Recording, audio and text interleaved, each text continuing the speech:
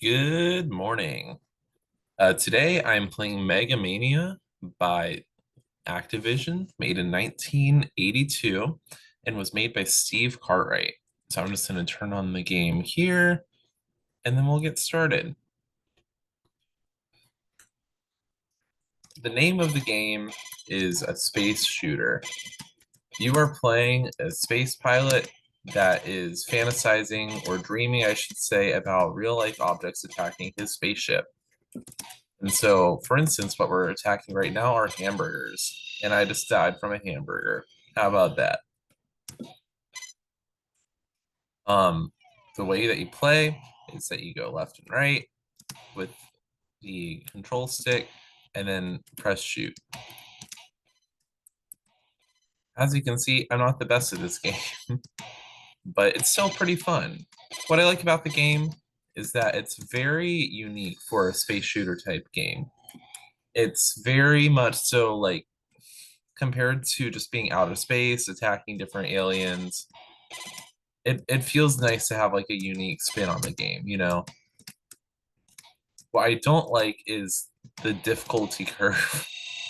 As you can see, I'm not exactly the best at the game, but that just might be a me problem. Another thing I don't really like is the sound.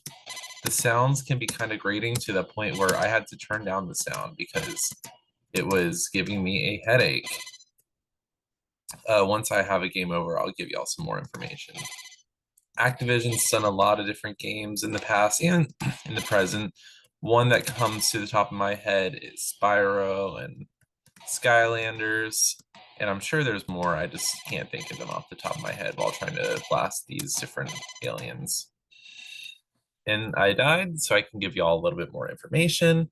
Megamania was based off of Astro Blaster, which was a Sega title made in 1981. A bit more about it. There's also a 5200 version and an Atari 8-bit version that just had better graphics. But this one was actually released in the Atari Anthology series made in 2002. Some awards that it got, it was given the most humorous arcade game in the Archie Awards. And yeah, it's a pretty fun game, all things considered. It's definitely unique, like I said earlier. I'm gonna play a bit more while I talk to y'all. Um, but yeah, I will say I do like the variety of colors. I'm sure that the 5200 and the 8-bit versions would have better colors, or at least more detailed. But the one that you got right now, perfectly serviceable. I will say there's a slight way to cheese this game if you just hug the side, because it can't really shoot you all that accurately unless you're like moving around. So all you gotta do is just aim right. And I'm clearly not aiming right, so I'm just gonna, there we go. I'm gonna get out of there so I can see my score.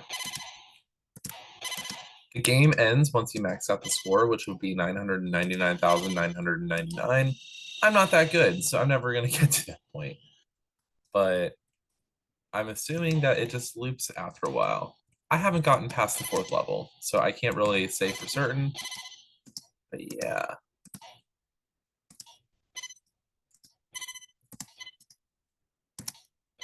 This game is low-key stressing me out. Uh, I do like the scoring system. I think that's very nice to have just available at all times. Um,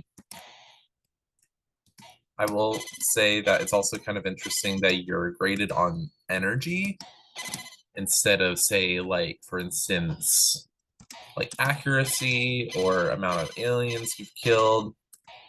I do think that's pretty unique.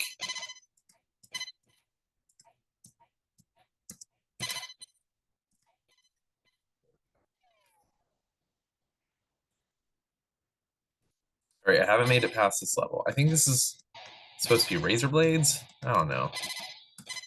I don't know. I'm just gonna review y'all. Yeah, I just died. But I do have one more life. So there is hope.